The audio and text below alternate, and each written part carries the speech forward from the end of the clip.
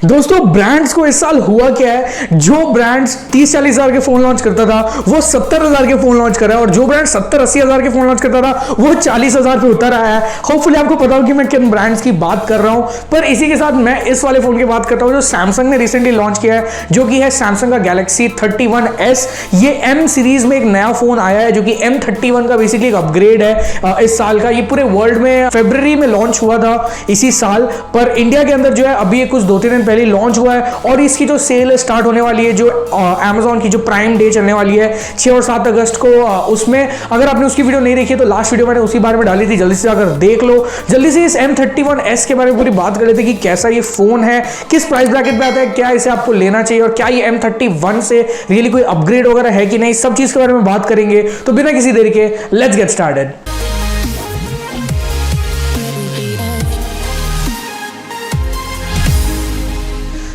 तो हाय नमस्कार दोस्तों, मेरा नाम है आयुष, आप देख रहे हैं टेकालय और मैं आपको स्वागत करता हूं इस चैनल की ब्रांड न्यू वीडियो में। तो दोस्तों यहाँ पर जो सैमसंग का एम लाइनअप इनकी जो मिलेनियल्स के लिए बनी है, यानी कि जो यूथ है इंडिया के, उनके लिए टारगेटेड है। तो हमेशा काफी सही सी चीज रहती है क्योंकि आजकल की इंडिया की यूथ के पास जो है ज्ञान काफी ज्यादा बढ़ गया है। मतलब वो ऐसे ही कोई उल्टे पुल्टे फोन नहीं ले लेते, काफी ज्यादा यूट्यूब पे वीडियोस देखकर रिसर्च करके फिर जाके एक फोन को जो है परचेस करते हैं, क्योंकि ऑब्वियसली एक फोन परचेस करने के बाद आपको मिनिमम उसके साथ 2 साल निकालने हैं या फिर उससे भी ज्यादा, तो रिसर्च करना तो बनता ही है। तो इसीलिए ये एम लाइनअप को जो काफी सोच समझकर और काफी सही से स्पेक्स के साथ लॉन्च करते हैं ताकि जो यूथ है वो अट्रैक्ट हो ऐसे फोन से। ऐसे ही कुछ काम किया ये लोग ने अपने लेटेस्ट M31s के साथ भी। कुछ आपको हाइलाइट्स जो है बता देता हूं इस फोन की। बैक में आपको 64 मेगापिक्सल का जो है मेन कैमरा देखने मिलता है, जो कि एक IMX682 सेंसर है। उसके अलावा यहां पर फास्ट चार्जिंग भी मिल रही है 25 वॉट की आपको इसी फोन के साथ, और चार्जर आपको बॉक्स के अंदर देखने मिलेगा। उसके अलावा यहां पर सबसे पहले प्राइस की बात कर लेते हैं, क्योंकि भाई हम इंडियंस के लिए जो है ना प्राइस मतलब बहुत ज्यादा एक डिसाइडिंग फैक्टर होता है कि वो फोन बिकेगा कि नहीं बिकेगा, हम उसे खरीदेंगे कि नहीं खरीदेंगे। तो ये जो लेटेस्ट वाला M31s की बात कर लेता हूं, इसका जो स्टार्टिंग वेरिएंट आपको देखने मिलता है वो 6 GB रैम के साथ आता है और इसके बेस वेरिएंट में 128 GB स्टोरेज है, काफी गजब की बात है। उसके अलावा माइक्रो SD कार्ड वाला स्लॉट भी आपको देखने मिल जाएगा। ये आपको आता है 19,499 की कीमत पर, जो कि मतलब काफी ज्यादा सही है और ये चीज से आप मेरे को अग्री करोगे जब इस वीडियो को आगे देखोगे और थोड़े स्पेक्स वगैरह और जानोगे इसी बारे में। दूसरा जो वेरिएंट है वो 8 GB रैम और 128 GB स्टोरेज के साथ ही आता है। यहाँ पर स्टोरेज आपको देखने नहीं मिलती ज्यादा, बस रैम जो है बढ़ रहा है क्योंकि माइक्रो SD स्लॉट भी आपके पास अवेलेबल है, तो आप अपने चॉइस के हिसाब से एक्सपैंड कर ही सकते हो। वो वाला आपको देखने मिल जाता है 21,499 का, और ये इसकी कीमत ओके है, मतलब ऑब्वियसली उसका जो बेस वेरिएंट है ज्यादा वैल्यू फॉर मनी है, पर क्योंकि अब आपको मैंने बता ही दिया प्राइस जो कि बहुत ज्यादा इंपॉर्टेंट होता है हम लोगों के लिए।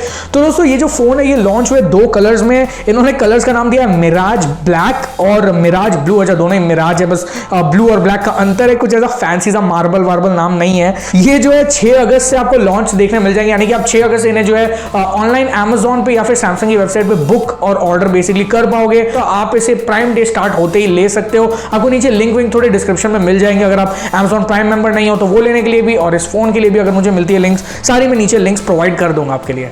तो दोस्तों जो इसकी सबसे स्ट्रॉन्ग चीज मैं बोलूंगा वो ये है कि सैमसंग अगर आप कोई भी फोन परचेस करते हो ना, तो सबसे मस्त बात है कि उसकी जो UI है आपको वो One UI 2.0 देखने मिलेगा, जो कि बेसिकली एक फ्लैगशिप लेवल का UI है। उनके जो 80-90 हजार वाले फोन होते हैं उसमें भी वो यही UI यूज करते हैं, तो ये काफी सही चीज है क्योंकि उसके साथ आपको कैमरा की फोटो प्रोसेसिंग वगैरह भी काफी हाई एंड देखने मिल जाती है। तो ये काफी ज्यादा एक थम्स अप है सैमसंग को। दोस्तों और एक मस्त बात इस फोन की ये है कि आपको 19,500 की कीमत पर एक सुपर एमोलेड डिस्प्ले देखने मिलती है।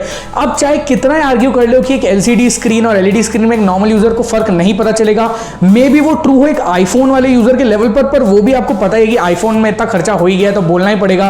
पर अगर LED स्क्रीन और LCD स्क्रीन इतनी इक्वल होती तो क्यों हमको टॉप ऑफ द लाइन जो टॉप एंड फोन उसमें LED स्क्रीन ही देखने मिलती? क्यों कंपनीज पैसा वेस्ट करती और LCD स्क्रीन अगर पैसा ना बचाए? तो obviously LED screen much better होती है क्योंकि उसका जो कलर सैचुरेशन है, जो कलर रिप्रोडक्शन है, हर चीज काफी ज्यादा एक नॉच ऊपर ही होता है LCD स्क्रीन से। तो वो भी हमको 19,500 की फोन पे देखने मिल जाता है, जो कि काफी काबिल तारीफ बात है। दोस्तों जो स्क्रीन है वो 6.5 इंचेस की इसमें देखने मिलती है, जो कि फुल HD प्लस एक 1080 डिस्प्ले है, जो कि 20:9 वाले एस्पेक्ट रेशियो, यानी जो भी नए वाला जो एस्पेक्ट रेशियो है उसी में आपको देखने मिल जाता है। और इसकी जो स्क्रीन है वो एक इन्फिनिटी ओ डिस्प्ले है सैमसंग की भाषा में।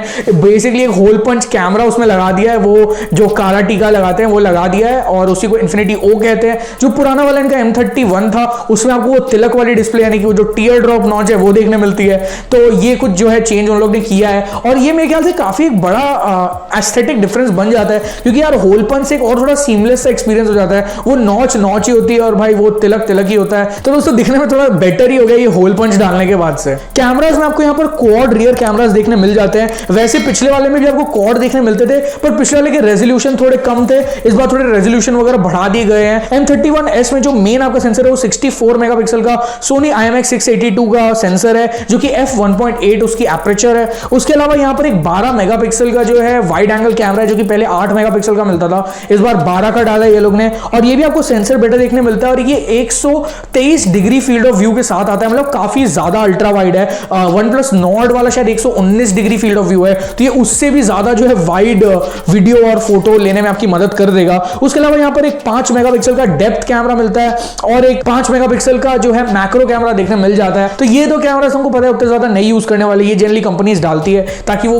बोल सके एक स्पेक शीट पे कि क्वाड कैमरा सेटअप है। एनीवेज दे दिया है, कभी मन करे तो आप मैक्रो वगैरह भी यूज कर सकते हो। ये लोग ने एक स्पेशल सॉफ्टवेयर चीज जो है प्री इंस्टॉल करके दी है, जो कि इंटेलीकैम ये नाम दिया है। इससे बेसिकली होता क्या है कि इमेज प्रोसेसिंग थोड़ी और बेटर हो जाती है, क्योंकि हम सबको पता है कि जो बजट वाले फोन्स होते हैं उसमें भले ही बोलने को 64 मेगापिक्सल 48 मेगापिक्सल ऐसे बड़े बड़े नंबर्स होते हैं, पर सेंसर्स ये ऑब्वियसली जो एकदम फ्लैगशिप लेवल के होते हैं उतने ज्यादा अच्छे नहीं होते। जैसा आपको पता होगा शायद कि आईफोन में 12 मेगापिक्सल का ही कैमरा है, पर उसकी फोटो क्वालिटी मच बेटर आती है, क्योंकि उसका एक सेंसर बेटर है। फिर इमेज प्रोसेसिंग भी आज के दिन में काफी बड़ी हो गई, तो इसी को मद्देनजर रखते हुए सैमसंग ने एक अपना इंटेलीकैम बोल के जो फीचर है वो भी प्रोवाइड कर दिया है। सामने की तरफ जो कैमरा है वो 32 मेगापिक्सल का देखने मिल जाता है, उसी काले टीके के अंदर। पहले वो तिलक में आता था, अब वो काले टीके में आता है बेसिकली होल पंच में, पर कैमरा बेसिकली सेम ही है। पर अभी वो 4K वीडियो रिकॉर्डिंग भी सपोर्ट करता है, तो अगर आपको करनी है 4K वीडियो रिकॉर्डिंग तो आप कर सकते हो उस फोन के साथ। भाई इसकी one of the major highlights, major M31s की हाईलाइट है वो है 6000 mAh की बैटरी। मतलब एक तरह से पावर बैंक ही घुस गया है फोन के अंदर। मतलब हम सुनते थे 3000 एक टाइम पे था, 4000 5000, भाई 6000 का आ गया है। और कंपनीज जो ये सब बड़ी बड़ी बैटरीज के साथ पहले बजट फोन से थोड़ा ट्रायल लेती है, देखती है कि कितना बिक रहा है, कैसा काम कर रहा है, सब सही रहा तो हमको ये फीचर सब फ्लैगशिप वाले में भी आते दिख जाते हैं। जैसे फ्लैगशिप का धीरे धीरे हर साल mAh जो है बढ़ता जाता है, इस फोन में 6000 mAh की बैटरी दिखती है, क्योंकि पूरा पावर बैंक के तरह ही है तो ये लोग रिवर्स चार्जिंग भी सपोर्ट करते हैं। और होता क्या है कि डब्बे के अंदर ये लोग देते हैं एक चार्जिंग ब्रिक वाला वो अडेप्टर, और जो तार है उनकी टाइप सी से टाइप सी केबल है, मतलब आपको USB A वाला जो है साइड नहीं देखने मिलेगा। तो इससे मस्त बात ये होती है कि अगर आप चार्जर सामने वाला खोल दो, आप तार से इस फोन से दूसरे कोई टाइप सी वाले फोन को चार्ज कर सकते हो रिवर्स तरीके से, तो एक पावर बैंक की तरफ भी आप इसे यूज कर सकते हो। और भाई अपग्रेड इस वाले में भी है, मतलब चार्जिंग में भी, कि M31 में आपको 15 वॉट की चार्जिंग देखने मिलती थी, यहां सीधा 25 वॉट है, जो कि OnePlus के डैश चार्ज और वॉप चार्ज से थोड़ी बीच में है। डैश 20 की थी और वॉप 30 की है, तो 25 वॉट एक थोड़ा सा स्वीट स्पॉट सा है, ऐसा कोई बुरी बात नहीं है, आपकी फास्ट बैटरी चार्ज कर देगा। पर 6000 की क्योंकि mAh की बैटरी है तो हाँ टाइम थोड़ा ज्यादा ही लगेगा, क्योंकि 6000 है। पर फिर उसके जो परसेंटेज है वो 1% 6000 का और 1% 4000 का जमीन आसमान का अंतर है, तो वो भी एक चीज है। तो दोस्तों इसी के साथ जो हमारा ये पूरा लिस्ट है कंप्लीट होता है Samsung M31s का, और ये आपको Samsung जैसे एक बड़े ब्रांड से आता हुआ देखने मिल जाता है, तो काफी ज्यादा एक रिलायबल सा चीज है। क्योंकि अभी जो चाइनीज और ये सब के खिलाफ मूवमेंट चल रही है, देखो क्या होता है फ्यूचर में चीजें, तो काफी ज्यादा लोग जो है ट्राई करेंगे नॉन चाइनीज प्रोडक्ट खरीदे, इवन तो चीजें मेड इन इंडिया होती है, पर क्योंकि वो कंपनी चाइनीज है तो लोग थोड़ा अवॉइड करने की कोशिश कर रहे हैं। तो सैमसंग जो है कंपनी भी चाइनीज नहीं है, वो एक साउथ कोरिया बेस्ड कंपनी है, तो वो भी एक बड़ी बात है। और सैमसंग का खुद का फैक्ट्री है इंडिया में, वर्ल्ड की लार्जेस्ट फोन मैन्युफैक्चरिंग फैक्ट्री, जो कि नोएडा दिल्ली में है, जाकि काफी अच्छी बात है। तो वो सारी मतलब सिक्योरिटी वगैरह को लेकर भी काफी ज्यादा सही है। तो अगर आपको एक सैमसंग का बजट फोन लेना है, मैं इसे डेफिनेटली रिकमेंड करता हूं, आप ले सकते हो, काफी ज्यादा सही है, थम्स अप है बहुत ज्यादा। और मेरे ख्याल से अगर एक वर्डिक्ट एक नंबर देने जाऊं तो 9 out of 10 दूंगा इस फोन को, काफी ज्यादा, क्योंकि स्ट्रॉन्ग फोन है और 20,000 से भी कम की कीमत पर ये OnePlus Nord तक को टक्कर दे सकता है, तो वो ज्यादा काफी सही चीज लगी मेरे को। और इसी के साथ वीडियो बेस खत्म है, यहीं पर सारे स्पेक्स और मेरी जो वर्डिक्ट वगैरह खत्म हो जाती है। होपफुली आपको वीडियो देखकर मजा आया हो, अगर ऐसा है तो नीचे लाइक का बटन दबाना, क्योंकि वही है स्पॉन्सर इस वीडियो का और बाकी हर सारी वीडियो का, और वो लाइक से जो है मोटिवेशन वगैरह मिलती रहती है। और अगर आप इस चैनल पर नए हो, ये थोबड़े को पहली बार देखा है, भले ही नहीं देखा हो, आप सेकंड टाइम देख रहे हो पर सब्सक्राइब नहीं किया है, तो सब्सक्राइब भी करके ही जाना, और बगल में दबा दो वो नोटिफिकेशन बेल, ताकि आपको लेटेस्ट वीडियो का अपडेट जो है मिलते रहे टाइम टू टाइम। और इस वाली वीडियो को देखने के लिए धन्यवाद, मैं मिलता हूं मेरी अगली वीडियो में।